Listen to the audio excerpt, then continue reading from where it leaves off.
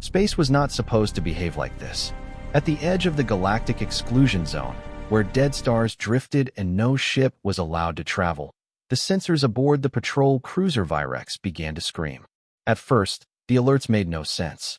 No mass, no energy spike, no gravity well, just a growing shadow, an absence, as if space itself had forgotten how to exist in one place. Lieutenant Kesh stared at the tactical display. "That region is empty," he said. "There's nothing there." The scanners disagreed. The void rippled. Light bent. Stars behind the distortion stretched and twisted like reflections on broken glass. Then the shadow grew larger. Every system on the bridge flickered. Long-range sensors failed first, then short-range. Even passive optics struggled to lock onto the shape forming in front of them. Captain Rail felt a chill spread through his body. He had served in border conflicts and pirate suppression campaigns. He had seen fleets die, but he had never seen space itself react in fear. "Status," he demanded. "An unknown object emerging." An officer replied, voice tight. "No known drive signature. No known cloaking field. It's like the object was never there until now." The distortion collapsed in on itself. Something appeared. It was enormous. Not a ship in the way the galaxy understood ships, but a moving fortress of dark metal and impossible angles. Its hull swallowed light instead of reflecting it. No markings, no running lights, no visible weapons. And yet, the mass reading was catastrophic. The warship was larger than the Virex by orders of magnitude, larger than most stations, larger than some moons. It hung in space with absolute stillness, as if it did not need momentum or thrust to exist. "By the core," someone whispered. The silence on the bridge was complete. Then the sensors updated. Power levels began to rise. Not in a spike, not in a surge, but in a smooth, controlled climb, like a creature waking up and stretching after a long sleep. Weapons did not charge. Shields did not flare. The ship simply powered on. Captain Rail forced himself to breathe. "Hail it," he said. "Standard first contact protocol." The comm officer's hands shook as the signal was sent. There was no response. Instead, the warship rotated, not toward the Virex, but toward the galactic core, toward the heart of civilization. A junior analyst froze at her station. Her eyes were locked on a long-forgotten database that had automatically opened without her request. I found something," she said quietly. No one answered her. "Captain," she repeated louder. "The ship's profile, it matches nothing in current records. But the shape ratios and energy harmonics resemble a band classification." Captain Rail turned slowly. "What classification?" Her voice dropped to a whisper.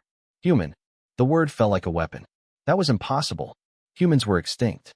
Everyone knew that. They had been driven from the galaxy thousands of cycles ago, declared too dangerous, too unstable, too violent to be allowed among the stars. Their worlds had burned. Their colonies had gone silent. Their name had become a footnote, then a myth, then nothing at all. "There are no humans," the captain said, though even he did not believe it. The analyst shook her head. "This isn't a rumor record. It's a suppression archive. High-level clearance only. It says humanity specialized in adaptive warfare, predictive tactics, and long-term retaliation strategies." The warship's surface shifted. Sections of its hull unfolded, not to reveal weapons, but deeper layers, older and heavier, like armor that had waited centuries to be seen again. A transmission cut across every channel at once. Not loud, not threatening, calm, measured. "Humans. This is a United Soul warship operating under Standing Retaliation Authority." Every translator struggled to keep up, as if the language itself carried weight. "You are observing a delayed response." Captain Rail felt his blood turn cold. Delayed. The message continued. "For crimes committed against our species, against our worlds, and against our children, judgment has been preserved." The warship began to accelerate, slowly, deliberately, toward the core. This galaxy believed time erased consequences. The ship passed the Virex without acknowledging it, its gravity washing over the patrol cruiser like a tidal wave. It was wrong. The transmission ended. No threat, no warning, no demand, just a statement of fact. As the human warship vanished faster than light, alarms erupted across the bridge. Long-range sensors across the sector began lighting up with emergency signals. Other fleets were reporting the same thing. Ancient systems waking. Human beacons are activating. Coordinates that had been silent for millennia coming alive. Captain Rail realized the truth too late. This was not an invasion. It was a return.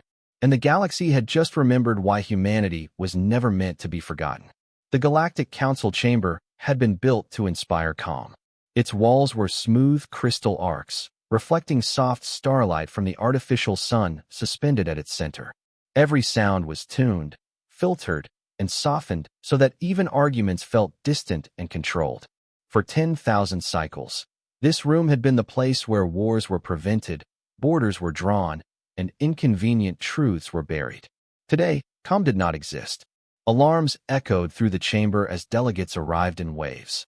Holograms snapping into place beside physical envoys, security drones hovering closer than protocol allowed.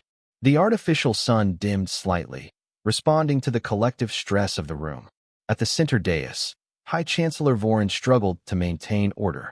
"Silence," he commanded. "This council will come to order." It did not. Voices overlapped in panic. A human warship crossed 5 sectors in minutes. "Our fleets are blind. Our sensors cannot track it. That species is extinct. This must be a trick."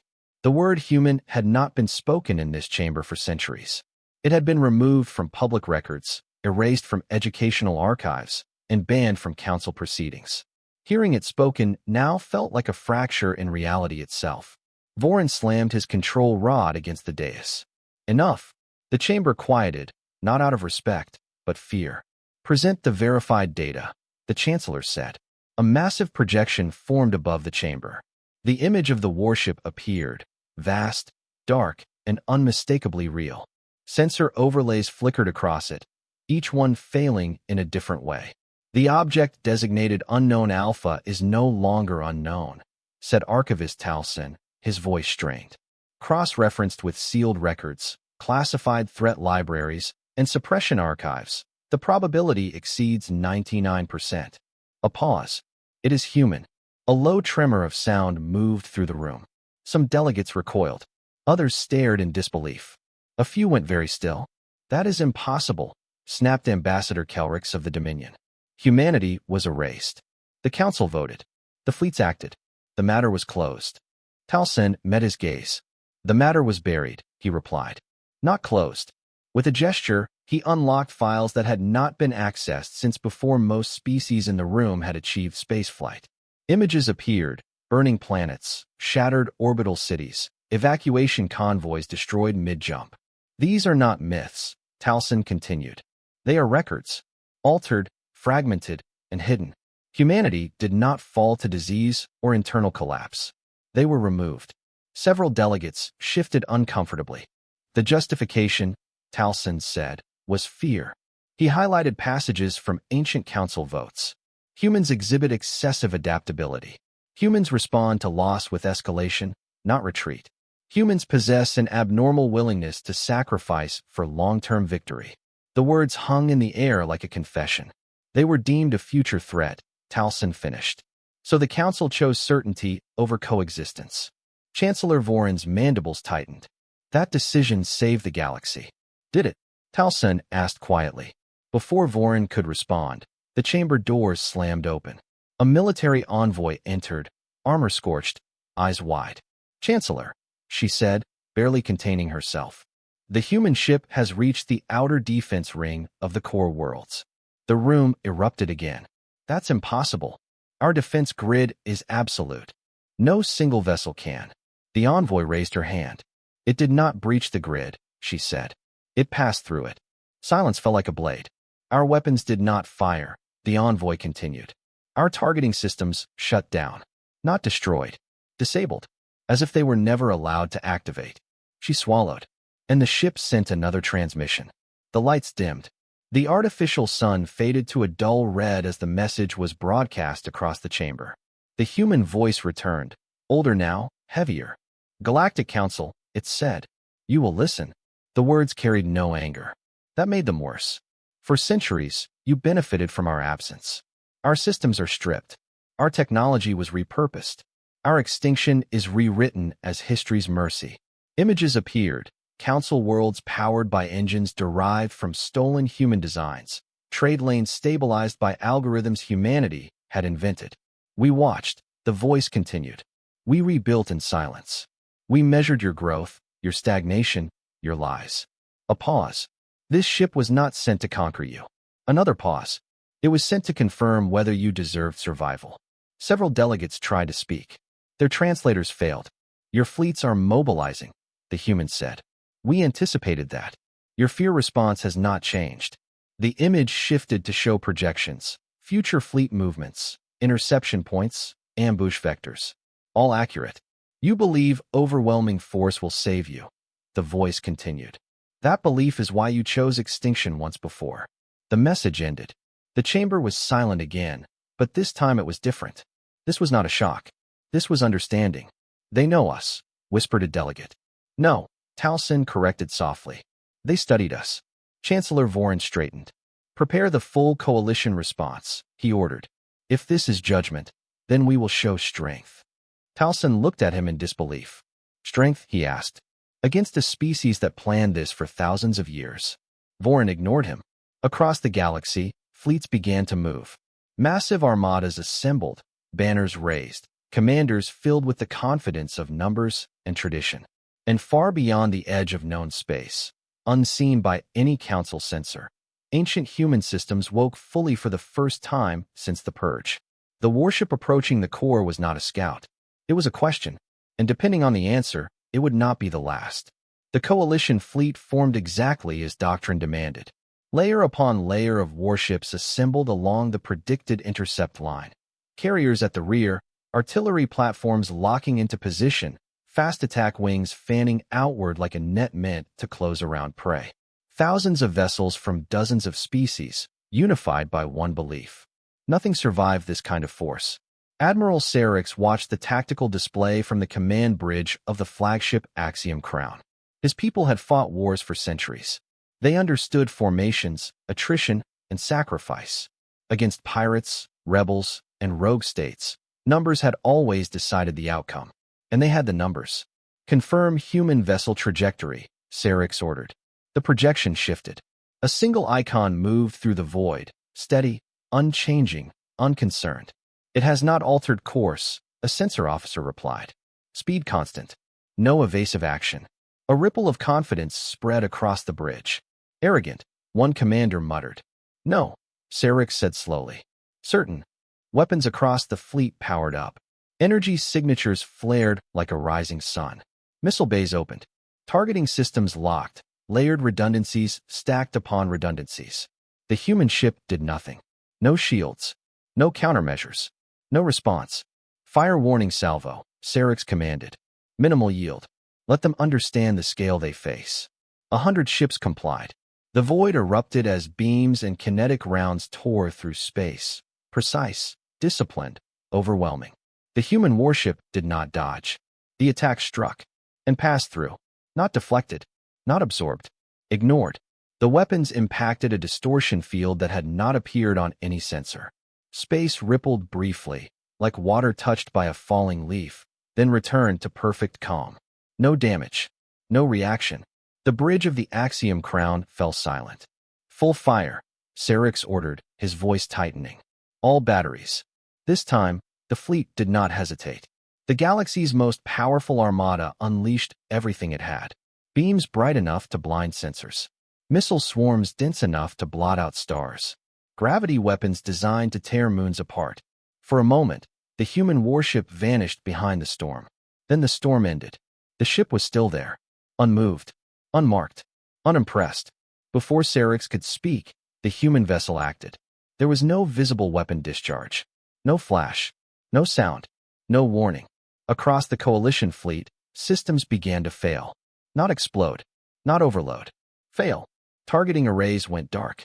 Power conduits shut down cleanly. Engines disengaged mid-burn, stranding ships in perfect, helpless silence. On the Axiom Crown, every console went black at once. Emergency power. Sarix shouted.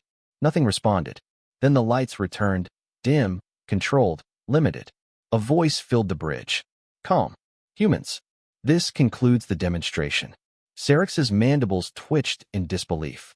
Demonstration, he hissed. You have now experienced a non-lethal suppression event, the voice continued. Your fleet remains intact. Your crews are unharmed. This was intentional. Around them, reports flooded in from surviving channels. Entire battle groups adrift. Carriers powerless. Command ships blind. No casualties. That was a warning, the human voice said. The next phase will not be. Admiral Sarix felt something unfamiliar claw at his chest. Helplessness. You could have destroyed us, he said, forcing the words out. Why didn't you? There was a pause. Because destruction is easy, the voice replied. Understanding takes time. The human ship began to move again, passing slowly through the disabled fleet. Its presence warped gravity, but never enough to cause harm, as if every variable had been calculated in advance. You rely on numbers, the voice continued. We rely on outcomes. As it passed the Axiom crown, Sarix saw something new on the hull. Deep scars, ancient damage repaired countless times. This ship had fought before, survived before. And you lost, Sarix said quietly. No, the voice answered. We endured. The ship accelerated away, leaving the fleet drifting in silence. Across the galaxy, the impact was immediate. News spread faster than panic. A single human warship had neutralized the largest armada ever assembled, without firing a single lethal shot. Military doctrine collapsed overnight. Allies began to question orders. Neutral systems closed borders. Ancient rivals paused wars mid-battle, suddenly unsure of their own strength. In the council chamber, silence returned. Not the controlled silence of politics, but the stunned quiet of realization. They let us live, someone whispered. That means something, another replied. Towson stood alone at the archive console, watching new data streams unlock themselves automatically. Human systems were opening files on their own. Not threats. No demands. Histories. Records of evacuations. Of last stands. Of worlds lost while buying time for others to escape. Of humans choosing sacrifice not for glory, but survival. They aren't here for revenge, Towson said softly. No, replied a security officer nearby. They're here to decide if we're worth saving. Far beyond the core, the human warship transmitted a short signal, one that spread outward into deep space. The response was immediate. Other lights began to appear on long-dead maps. Human beacons. Sleeping fleets waking. And for the first time since the Purge, the galaxy understood the true danger. Humanity had not returned to fight a war. They had returned to end a cycle. And the galaxy had just failed its first test. The galaxy did not sleep. After the battle that was not a battle, every major system entered a state of controlled panic. Civilian traffic was halted. Borders locked. Military channels burned with arguments that went nowhere. No one knew how to fight an enemy that refused to kill, and proved it could end everything at will. The human warship continued toward the core, unchallenged. Inside the Galactic Council chamber, the artificial sun dimmed further, responding to stress levels no system had ever recorded before. Delegates sat in rigid silence, their confidence shattered. The old balance of power had not tilted. It had collapsed. Chancellor Vorin stood alone at the central dais. The coalition fleet has been neutralized, he said, voice tight. No casualties. No permanent damage. No one spoke. That should be taken as mercy, he continued, trying to reclaim control. We must respond with restraint, with diplomacy. A delegate from a minor trade species laughed, a sharp, broken sound. Diplomacy, she said, with a species we tried to erase? The words cut deeper than any weapon. Towson stepped forward from the archive platform. He had not slept since the first transmission. His eyes burned with data, guilt, and something dangerously close to understanding. The human ship has not attacked, Towson said. It has not demanded territory, tribute, or surrender. Yet, snapped Ambassador Kelrix. Towson turned to him. No, he said calmly. Not ever. That is the point. With a slow gesture, he expanded a sealed archive across the chamber. Layers of encryption peeled away, not by council command, but by an external override. Humans. The chamber gasped as files appeared that should not exist. Unedited records. Original votes. True casualty numbers. The council's past rose into the light like a corpse dragged from deep water. This archive was locked by joint council authority, Vorin said sharply. It cannot be accessed. Talcin did not look away from the display. It can, he replied, if the species you tried to erase built the system you still use. Images filled the chamber. Human worlds, green, blue, alive, before the purge. Cities dense with light. Orbital rings. Civilian fleets. Then the next sequence played. Blockades. Starvation protocols. False disease reports used to justify quarantine. Finally, fleet bombardments. Not war. Extermination. A low sound spread through the chamber as delegates realized the scale. This was not a defensive action, Talcin said. It was a vote. A process. A bureaucratic murder. Several delegates stood abruptly, panic overtaking discipline. This is fabrication. This is human manipulation. They want to divide us. The arguments died as another transmission interrupted all channels. The human voice returned, but this time, it was not alone. Thousands of voices layered beneath it. Men, women, children, recorded memories. This is the testimony you erased, the voice said. We preserved it. Scenes shifted rapidly. A human evacuation convoy holding position while civilian ships escaped. A colony governor refused to surrender so others could flee. A final transmission from a world under bombardment. Not a plea for mercy, but instructions for survival. The chamber was silent except for the recordings. You labeled us violent, the human voice continued. Because we fought back. Images showed humans adapting, countering council tactics, developing defenses faster than expected. You labeled us dangerous, the voice said. Because we learned. The tone hardened. You labeled us extinct because that was easier than admitting fear. Chancellor Vorin felt his limbs weaken. Why show us this now, he demanded. Why not destroy us if that is what you want? There was a pause. A long one. Because extinction is what you chose, the voice replied. Not us. The human ship slowed as it approached the inner core. Defense platforms powered up automatically, then shut down just as smoothly. We did not return for revenge, the voice said. Revenge ends when the enemy is gone. This does not. The images shifted again, this time to modern galactic systems. Council member worlds. Trade routes. Population centers. We returned because the system that killed us still exists. A marker highlighted the council chamber itself. This chamber voted to erase a species, the voice said, and then taught the galaxy to forget. The artificial sun flickered violently. You will not forget again. Across the galaxy, the message was broadcast openly. No encryption. No filtering. Every species, every colony, every citizen saw the truth at the same time. Riots began within minutes. Statues fell. Archives burned. Leaders were dragged from chambers they had ruled for generations. The myth of a peaceful, wise council shattered everywhere at once. Inside the chamber, security forces moved, then stopped as their weapons powered down harmlessly. Talcin turned slowly to Vorin. They didn't come to fight us, he said quietly. They came to expose us. Vorin's voice cracked. We can reform, he said. We can dismantle the old systems. We can. You had centuries, Talcin replied. They gave you time. You used it to build comfort on graves. The human transmission returned one final time. This is your second test, the voice said. The first was force. You failed. Images now showed something else. Deep space projections, far beyond known borders. Human fleets. Not thousands. Millions. Held in reserve. This is not a threat, the voice continued. It is transparent. The warship resumed its slow advance. You will decide your future, the voice said, as you once decided ours. The transmission ended. In the sudden silence, every delegate understood the truth. The galaxy was no longer on trial for its strength. It was on trial for its honesty. And this time, humanity was watching. The galaxy fractured in silence. Not all at once. Not with explosions or declarations of war.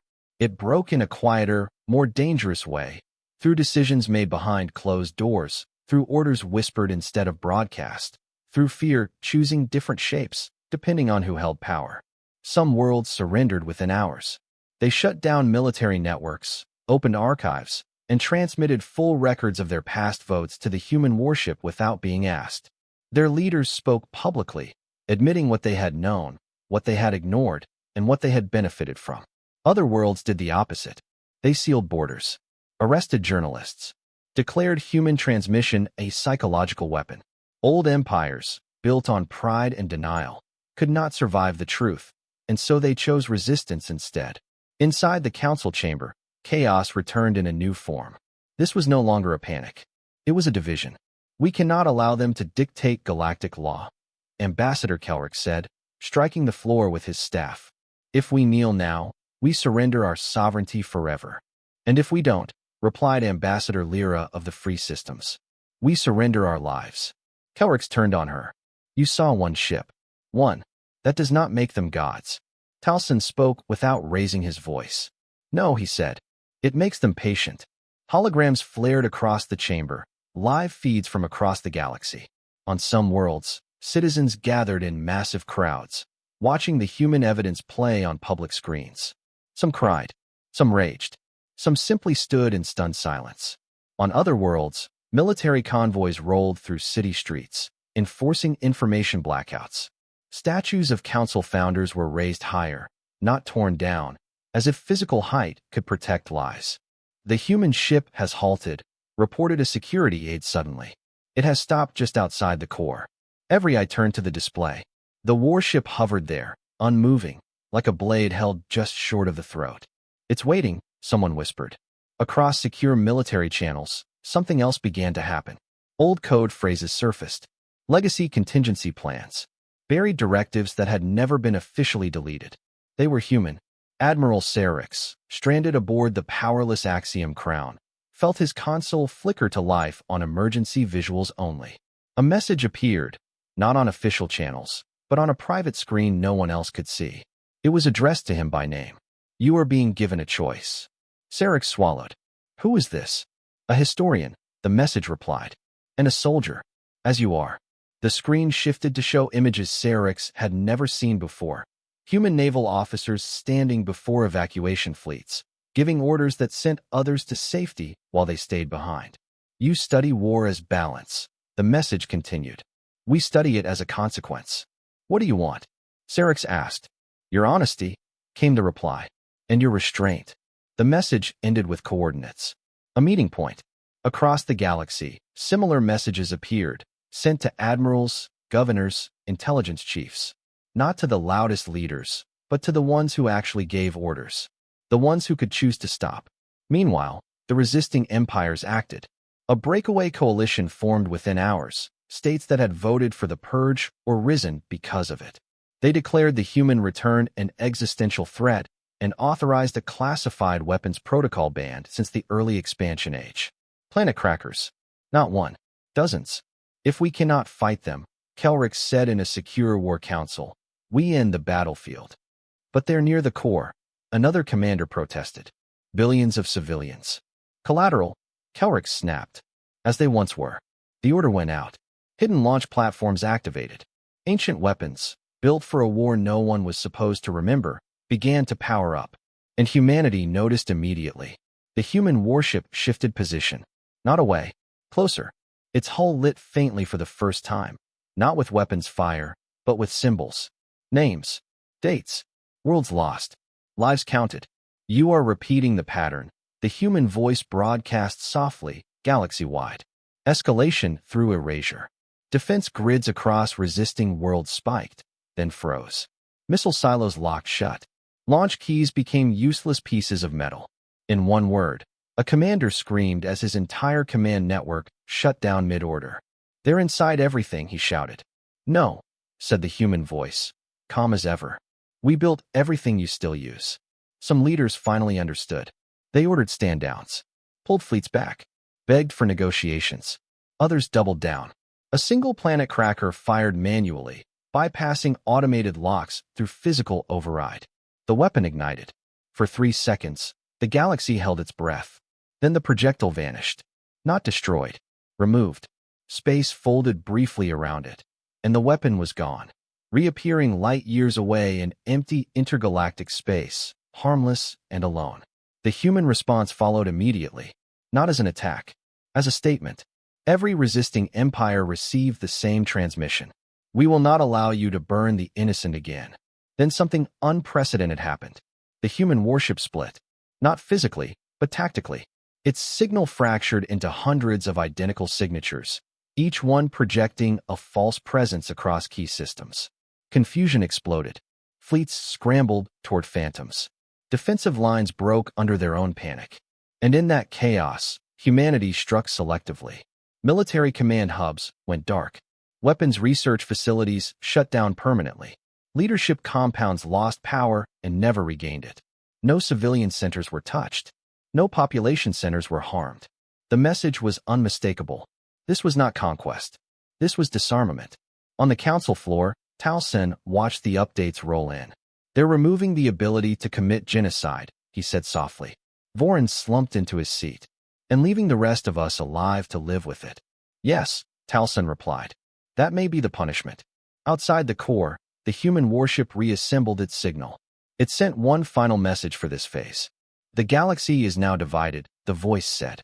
"Those who choose truth will survive the transition." A pause. "Those who choose denial will not survive the outcome." The warship powered down its visible systems and waited again. And everywhere, leaders faced the same terrible realization. The war was no longer about humanity's power. It was about who the galaxy chose to be. The galaxy learned something new in the quiet that followed. Not from explosions, not from threats, but from absence. Trade lanes reopened slowly. Fleets remained docked. Worlds that had once broadcast defiance now transmitted nothing at all. Their leaders were still alive, their cities intact. Yet something fundamental had been removed. The ability to choose annihilation. Inside the inner core, the human warship remained motionless, like a patient sentinel. Its power signature dropped to a low, steady hum. No weapons charged. No systems flared. And still, fear lingered. Towson stood alone in the council chamber's archive ring when the next change began. His console activated without command.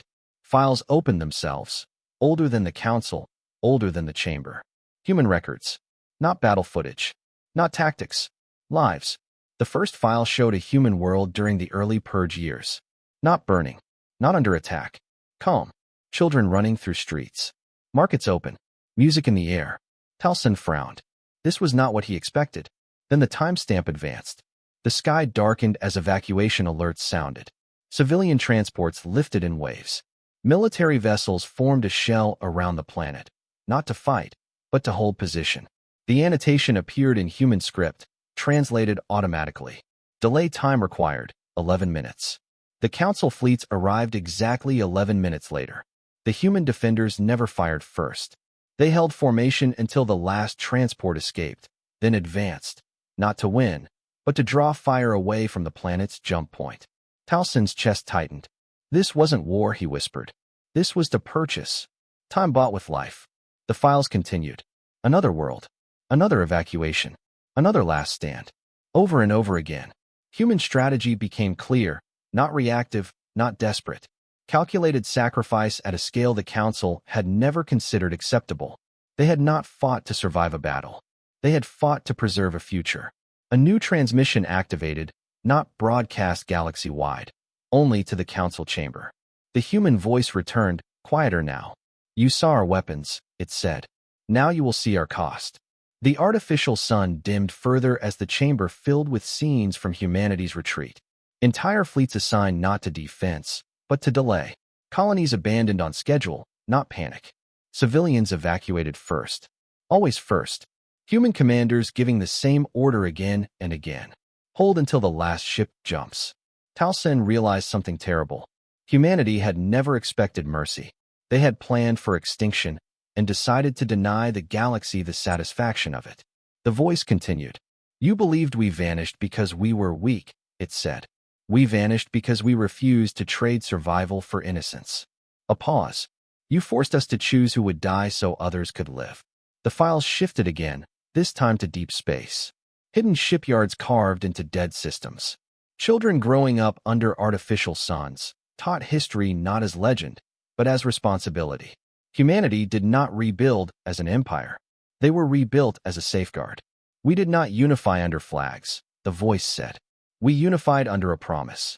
Towson watched footage of human adolescents training, not in combat drills, but in ethics simulations. Scenarios of power, restraint, consequence. Every lesson ended the same way. What happens next matters more than what you win. The voice hardened slightly. When we reached parity again, we did not return. Images showed human fleets ready centuries ago, then standing down. We waited, the voice said, to see if you would change. They did not. The council expanded. Extermination laws remained buried, not repealed.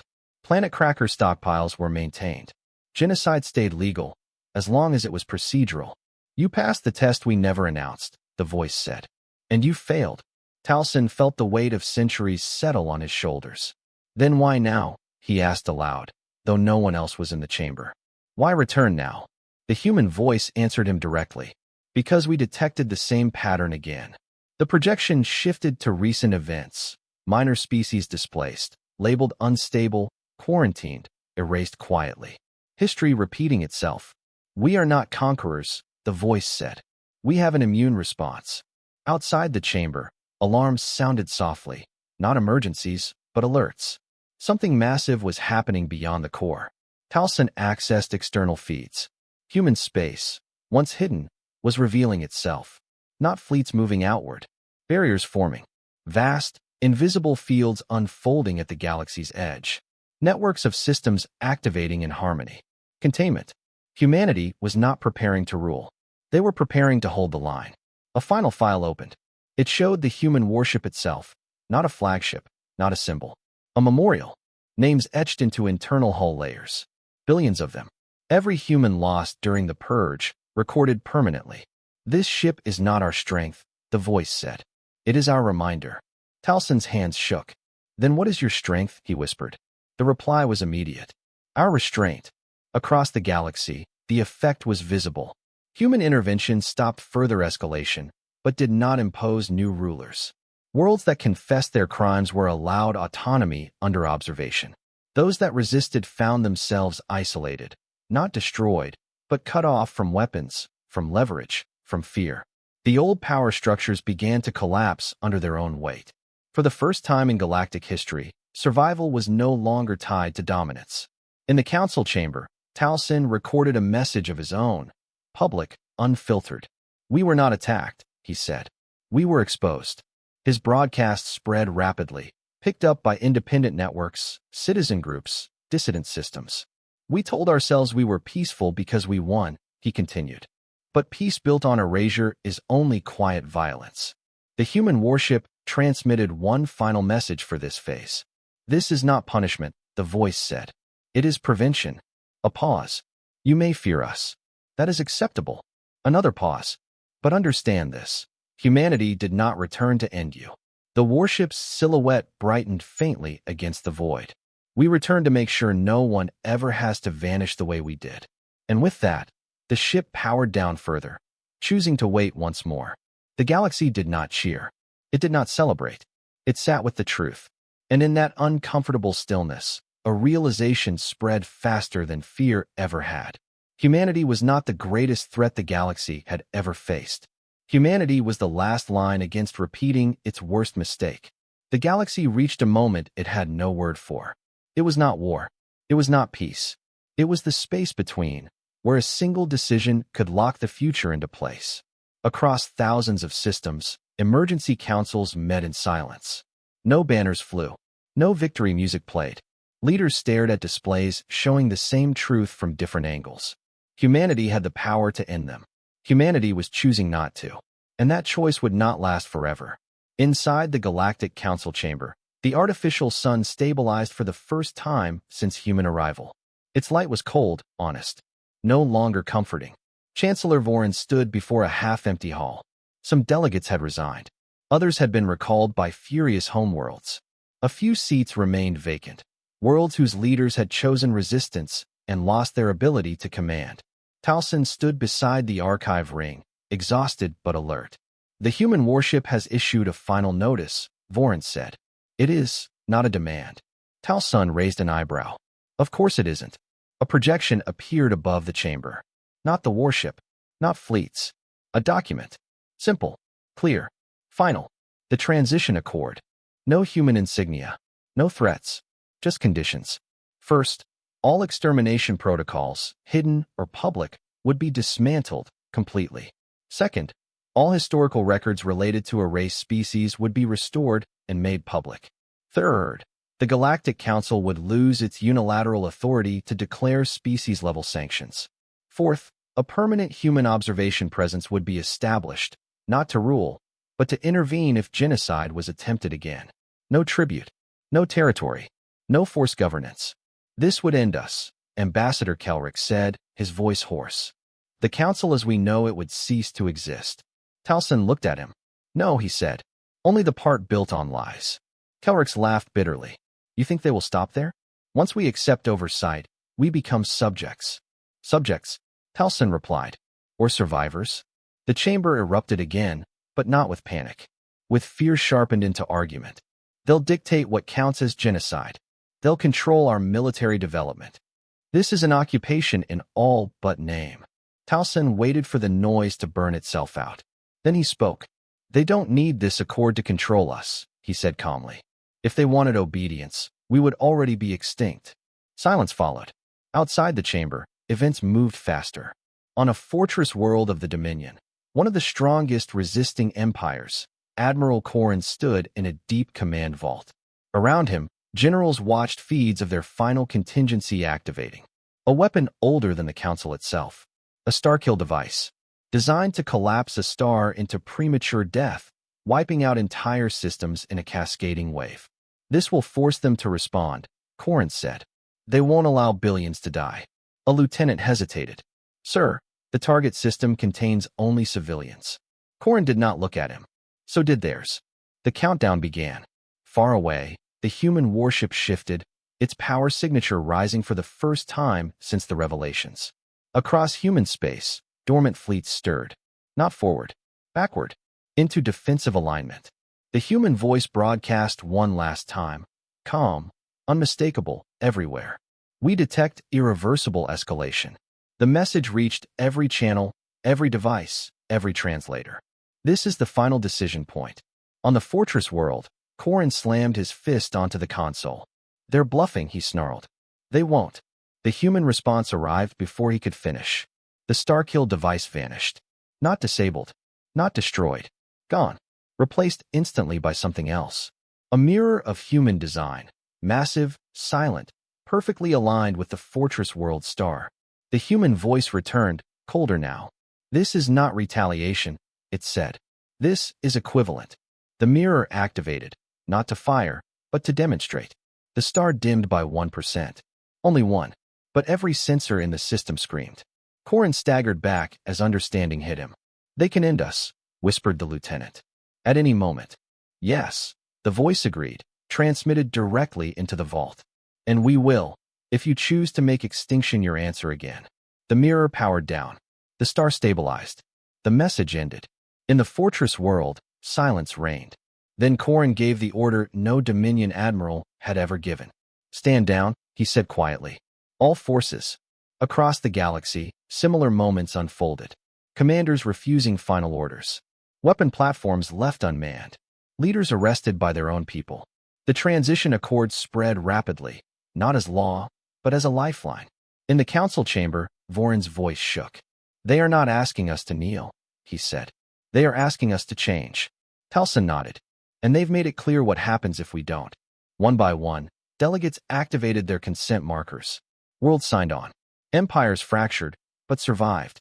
The old council died quietly, replaced by something smaller, slower, and far more careful. Only one delegate did not move. Kelrick stood rigid, eyes burning. You think this ends here, he said. You think humanity will forgive. Towson met his gaze. No, he said. I think forgiveness is irrelevant. Kelrick laughed. Then what is this? Towson looked up at the projection of the Accord, at the simple words that had terrified the galaxy more than any weapon. This, he said, is consequence. Outside the core, the human warship finally moved again, not forward, not threatening. Away, as if testing whether the galaxy would stop itself without a blade at its throat. For a long time, nothing happened. No attacks, no betrayals, no hidden launches, just restraint. The human voice spoke one final time, not as a warning, but as a record. The choice has been made. Human fleets powered down across deep space. The mirror structures vanished. Observation beacons remained, silent, watchful. The galaxy exhaled. It was not saved. It was spared. And every species now understood the truth that would shape the future. Humanity did not rule through fear. They ruled through the knowledge that if the galaxy ever chose extinction again, there would be no second warning. History did not mark the end of the crisis with a battle. There was no final explosion, no victory parade, no single moment that could be replayed and simplified. Instead, the galaxy changed quietly, so quietly that many did not realize it had already happened. The Galactic Council chamber was dismantled piece by piece, not destroyed, disassembled. Its artificial sun was powered down permanently, its crystal walls removed and archived. The chamber that once decided the fate of entire species was converted into a public record hall, open to any citizen of any world. Where secrecy had once lived, transparency took its place. Talcin stood at the center of the empty chamber as workers removed the last symbols of authority from the dais. He felt no triumph, only weight. The truth had not freed the galaxy. It had burdened it. Across thousands of systems, citizens watched their governments change for the first time in recorded history. Military budgets collapsed. Extermination clauses were erased from legal codes that had pretended not to contain them. Histories were rewritten, not to glorify, but to confess. Entire species learned that their survival had been purchased with someone else's extinction, and they had to live with that knowledge. The human observation beacons remained where they were placed, silent, unmoving, impossible to ignore. They did not broadcast commands. They did not interfere with trade or politics. They only watched. That alone changed everything. Wars slowed, not because violence vanished, but because escalation no longer felt safe. Every commander now knew that crossing a certain line would not bring negotiation or retaliation. It would bring intervention. And humanity had already proven what intervention meant. Far from the core, beyond the edge of known space, the human warship returned to its origin point. It did not dock with a fleet. It did not receive honors. It powered down in deep orbit around a dead star, its mission complete. Inside the vessel, no celebrations took place. The crew gathered in silence before the memorial chamber. Names glowed faintly across the walls, billions of them. Entire generations lost. Entire worlds are gone forever. The commander stood alone before the names. "We held," they said quietly. "This time we held." No one answered. They did not need to. Humanity had not returned to reclaim territory or dominate the galaxy. They had returned to end a pattern, one that destroyed anything deemed inconvenient, unstable, or weak. They had returned because no one else would. Years passed, then decades. The galaxy adapted. New institutions formed, not built on power blocks, but on shared oversight. Smaller species gained voices they had never been allowed before. Old empires fractured into federations that could no longer hide atrocities behind procedure. The word extinction disappeared from the official language, not because it was forgotten, but because it was forbidden. Children across the galaxy learned a new version of history, not one of endless progress and wise rulers, but one of failure, fear, and a species that refused to disappear when the galaxy decided it should. Humanity became a warning story, not monsters, not saviors, a reminder. Talcin lived long enough to see the first generation grow up under the new order. He often walked the public record halls, watching citizens pause before the exhibits that told the truth about the purge. Some cried, some turned away, some stood in silence for a long time. That silence mattered. One day, Talcin stood before a display showing the human warship's first appearance. The moment space itself had rippled and the galaxy had realized it was no longer alone in its choices. A young visitor stood beside him. "Were they angry?" the child asked. Talcin considered the question. "No," he said slowly. "They were careful." The child frowned. "Why didn't they destroy us then?" Talcin looked at the image of the warship, dark, vast, patient. "Because they understood something we didn't," he replied. "That destroying an enemy is easy. Living with what you've done is harder." The child nodded, as if that made sense. Far beyond that hall, far beyond any charted system, humanity continued to watch. Not because they wanted control, because someone had to remember what happened when no one did. And deep in intergalactic space, where no species would ever settle, The human warship remained, silent, powered down, its mission recorded and complete. It would never decloak again. It did not need to. The galaxy had already learned the lesson, that extinction is not an act of strength, that survival is not victory if it requires erasure, and that once, long ago, the galaxy chose extinction, and humanity answered by choosing restraint. The stars continued to burn. Civilizations rose and fell. But one truth endured, written not in law, but in memory. Humanity was underestimated once. The galaxy survived because they chose not to be underestimated again.